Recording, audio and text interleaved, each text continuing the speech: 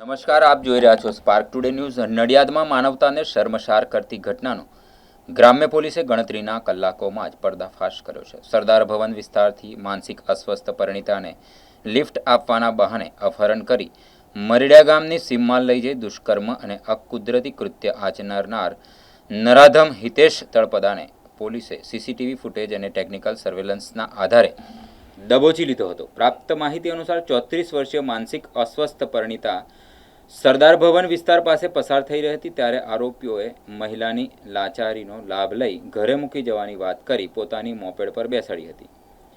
તેને ઘરે લઈ જવાના બદલે મરીડા ગામ તરફ અવાવરૂ જગ્યાએ લઈ જઈ તેની સાથે બળજબરીપૂર્વક દુષ્કર્મ અને અકુદરતી કૃત્ય આચર્યું હતું। ઘટના બાદ આરોપીએ પીડિતાને ઊંડા ખાડામાં ધકેલી દીધી હતી અને સ્થળ પરથી ફરાર થઈ ગયો હતો। પીડિતાની ચીસો સાંભળી સ્થાનિક લોકો મદદે દોડી આવ્યા હતા અને મહિલાને બહાર કાઢી સારવાર માટે હોસ્પિટલ ખસેડી હતી। આ મામલે પીડિતાની બહેને નડિયાદ ગ્રામ્ય પોલીસ મથકે ફરિયાદ નોંધાવતા પોલીસે તાત્કાલિક તપાસ હાથ ધરી હતી। પીડિતાની બહેન દ્વારા આપવામાં આવેલી માહિતી મુજબ આરોપીએ વાદળી રંગનું શર્ટ પહેર્યું હોવાનું સામે આવતા પોલીસે શહેર અને ગ્રામ્ય વિસ્તારના સીસીટીવી કેમેરા ફૂટેજ ખંગાળ્યા હતા। ટેકનિકલ સોર્સ, હ્યુમન ઇન્ટેલિજન્સ અને સીસીટીવી ફૂટેજના આધારે પોલીસે આરોપી હિતેશ તળપદાની ઓળખ કરી તેને ઝડપી પાડી જેલના સળિયા પાછળ ધકેલી દીધો છે। સમગ્ર ઘટનાને લઈને વિસ્તારમાં ભારે ચકચાર મચી જવા પામી હતી। તારીખ 21/5/26ના 13:30 અરસામાં, એટલે લગભગ બપોરના 1:30 વાગ્યાના અરસામાં નડિયાદની અંદર રહેતા એક મહિલા કે જેઓ માનસિક રીતે અસ્વસ્થ હતા અને તેઓની માનસિક રોગની સારવાર પણ ચાલુ હતી।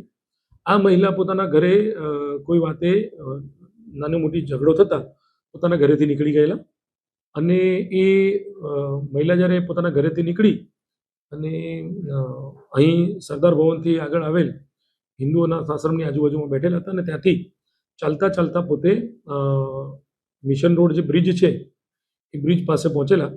તેવામાં એક ઈસમ જે છે એ જેનું નામ છે હિતેશ પૂજાભાઈ તળપદા, એણે આ બેનને બ્રિજ પાસેથી પોતાના મોટરસાઇકલ પર બેસાડેલા। તે સમયે તે જે બેન છે તેમની માનસિક જે સ્થિતિનો લાભ લઈ આ હિતેશે તેમને એવું જણાવ્યું કે હું તમને તમારા પતિના ઘરે મૂકી જાઉં।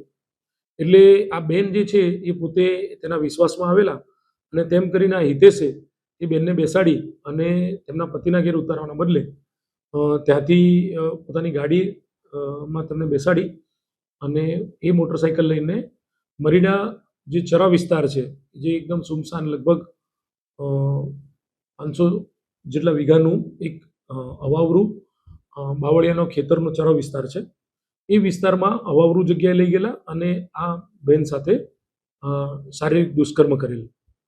હવે બેનને તેઓએ જ્યારે જણાવેલું તો એ બેનને ત્યાં આગળ આ દુષ્કર્મ કર્યા બાદ ત્યાં નજીકમાં એક ખાડો હતો કે જેની અંદર વરસાદી પાણી અને ગામના ગટરમાં ડ્રેનેજનું પાણી આવતું હતું।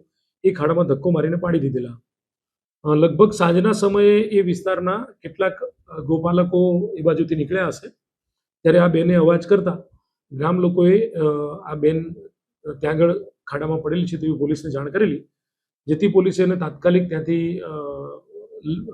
લઈ અને તેઓની સારવાર માટે હોસ્પિટલમાં દાખલ કરેલી।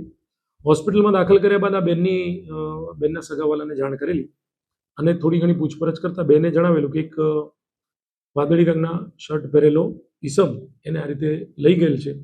જે આધારે પોલીસે નેત્રમના સીસીટીવી કેમેરા અને સાથે સાથે નડિયાદ શહેરમાં આવેલા અન્ય કેમેરાઓ ચેક કરવાનું ચાલુ કરેલી, જેમાં એલસીબીની ટીમ અને નડિયાદ ગ્રામ્ય પોલીસ સ્ટેશનની ટીમ તથા નડિયાદ ટાઉન પોલીસ સ્ટેશનની ટીમ જોડાઈ।